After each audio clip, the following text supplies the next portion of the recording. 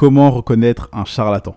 Bonjour à toi, c'est Kendy, j'espère que tu vas bien. Donc je pense que tu attendais cet épisode puisque moi tous les jours tu vois sur les réseaux sociaux, que ce soit sur ma story Instagram, sur le canal privé Telegram ou que ce soit sur TikTok, peu importe, ou YouTube, tu vois que je critique toujours les charlatans, les vendeurs de rêves, tous ceux, tu vois, les influenceurs de Dubaï, ceux qui te disent lance un business alors qu'ils n'ont jamais lancé business, tous ceux qui te disent je vais t'apprendre à gagner de l'argent alors que leur seul business c'est la vente de formation ou justement ils t'apprennent à gagner de l'argent.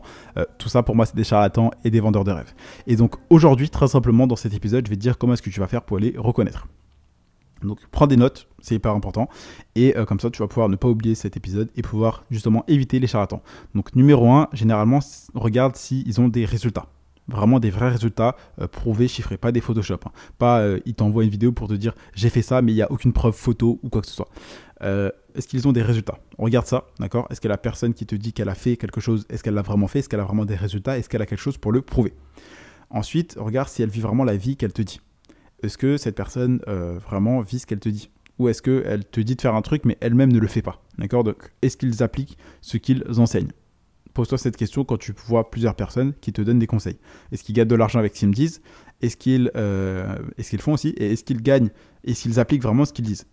Ou est-ce qu'ils me disent ça juste pour faire joli? Donc, typiquement, si tu cherches à des gens qui investissent, ou qui te donnent des conseils en investissement ou qui t'aident à investir ou à devenir un meilleur investisseur, si ces personnes, elles, n'ont jamais investi, c'est des charlatans, c'est des vendeurs de rêves. Moi, tu le sais, j'ai fait plus de 32 000 euros de bénéfices en crypto-monnaie en 2021. À l'heure où je te parle, mon portefeuille a fait un moins 50% puisque les cryptos ont baissé de plus de 70-80%. Donc là, actuellement, mon portefeuille vaut à peu près 10 000 euros. D'accord, mais t'en fais pas, mon portefeuille va remonter. Tu connais mon objectif d'avoir 17 millions d'euros de patrimoine en crypto en 2025. Et donc, moi, comment je reconnais les charlatans, c'est 1, ils n'ont pas de résultats. 2, ils n'appliquent pas ce qu'ils enseignent. 3, ils te vendent énormément de rêves en mode ils vont louer une villa sur Airbnb, ils vont louer des Lambeaux pour te faire vendre des formations à 10 000 euros. 4, justement, ils ne sont pas très transparents, ils ne sont pas très honnêtes.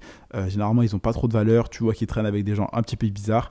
Et c'est vraiment trop de grosses promesses en mode ma grand-mère pourrait le faire, c'est tellement facile, tu vas y arriver en partant de zéro, sans connaissance, sans rien du tout, etc. etc.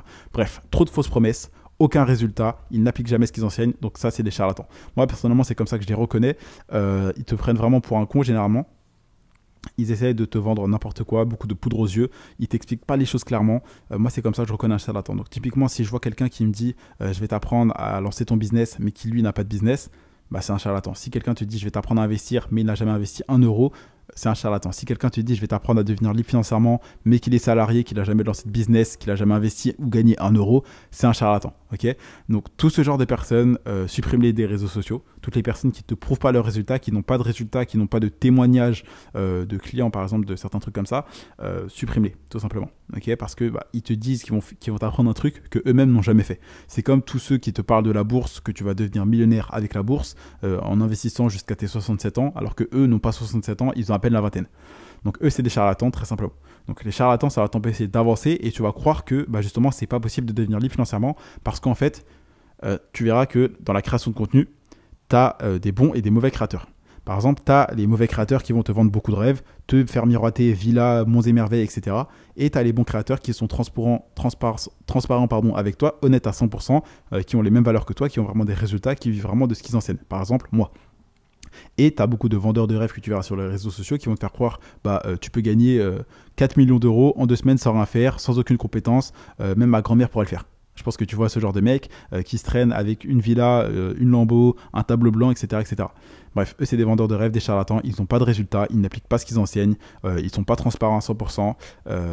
Bref, tout simplement, ce genre de personnes, évite-les, supprime-les de tes réseaux sociaux, garde que les bons créateurs de contenu, fais-en tes mentors, apprends de ces personnes-là. Et une fois que tu as leurs résultats, tu cherches à apprendre auprès de personnes supérieures à tes anciens mentors. Aussi simple que ça, tu continues d'avancer avec des vrais mentors et tu verras que ta vie va changer.